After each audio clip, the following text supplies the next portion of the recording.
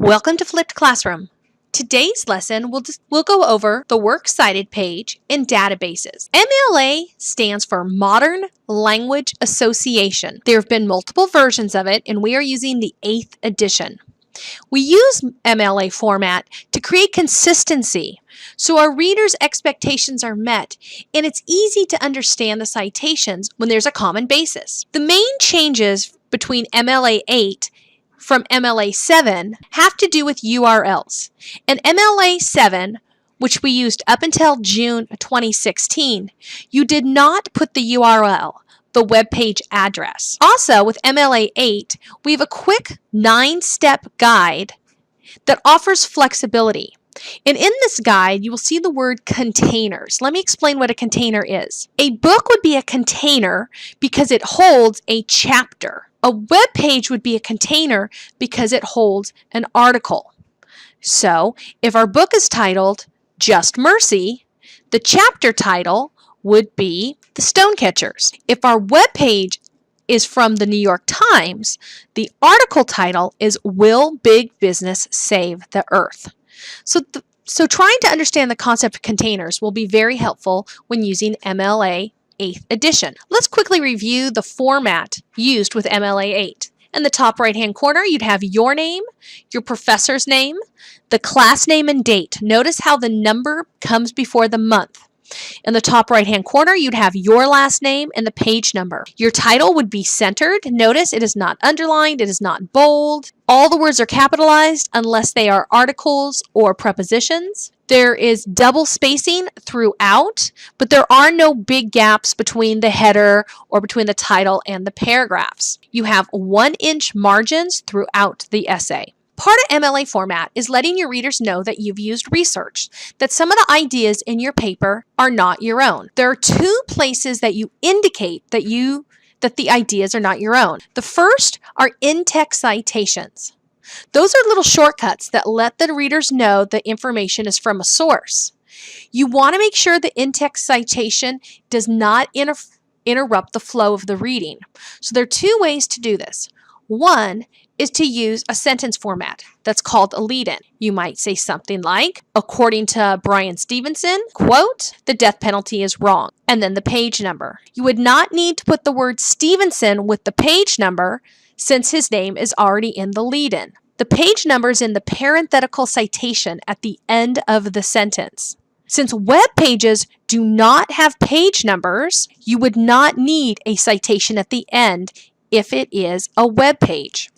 The other way to do it if you do not use a lead-in is relying completely on the parenthetical citation. Typically, it is the author and the page number. But once again, not everything has a page number, for example, websites. And not everything has an author. So the rule of thumb is this. Whatever is the first word or group of words on your Works Cited page is what goes into the parenthetical citation. So let's take a look at a Works Cited page. In this case, the article title would go in the parenthetical citation.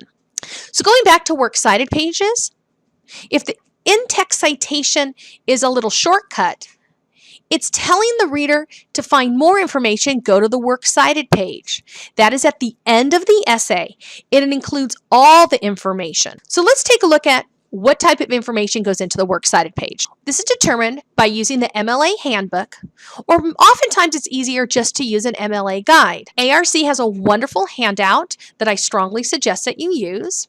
You could use EasyBib or other web citation tools, but be very careful because they're not perfect. You would still need to match what EasyBib or Noodle Tools uses to an MLA guide. Also, databases will have automatic citations. Those are a good start, but they're not perfect. Keep in mind, nobody needs to memorize the MLA handbook. Nobody needs to memorize an MLA guide.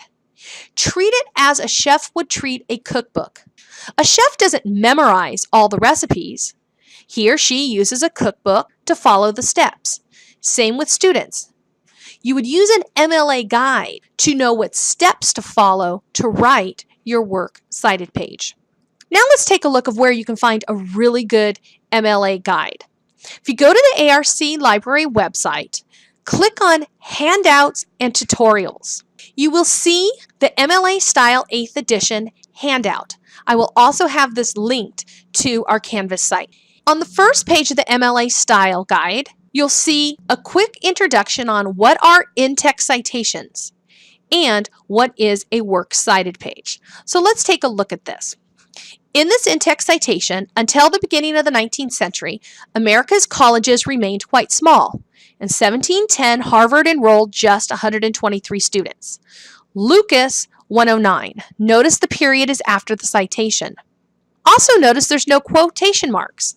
That's because you need a citation after anything that is paraphrased or quoted. It's not just quotes. Any information that is not common knowledge requires an in-text citation. So now the reader would know to look on the works cited page at the end of the essay to find more information about Lucas. On the works cited page, you can see here, it would say Lucas, Christopher J. period, American Higher Education, A History, Palgrave, 2006. So inside the essay, we have a quick shortcut that tells us Lucas, page 109. To find out more about where Lucas has published the work, you would look on the works cited page. Spend some time familiarizing yourself with the MLA guide. So let's take a little bit closer look now. From page 1, scroll all the way down to page 3. There you will see it gives you an example of how to cite a book. It gives you more examples. Scrolling down, then it will give you an example of how to cite an article from a database, an ebook, web pages with an author, and web pages without an author. It gives you some more information on in-text citations in case it was a one author, two authors, three authors, no authors, and more information on how to complete your works cited with a sample at the end. So by following the steps in this MLA handout, you will be able to create your works cited page. Another part of your research paper is using databases to find your research. They are reliable because all the information in a database has been peer-reviewed. So scholars, experts in the field, agree that it is credible information. You can find credible information on Google, but databases are better because in Google, you have to determine the credibility of the resource. In a database, it has already been determined for you. To access the database on the library website, you click Research Databases, and let me show you some examples. One of the easiest ones to use is Academic Search Complete. So when you click on the database, and you would want to type in the keyword of your topic. When your search results appear,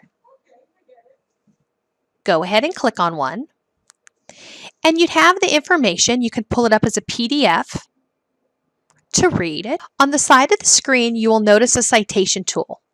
If you click the citation tool and select MLA 8, you will see that it tells you how to cite this on your works cited page. This might not be perfect because it is generated by a computer, but it's a good start to copy and paste this into your works cited page and then compare it to the MLA guide to see if it is correct. So let's return to the list and we'll try one other topic.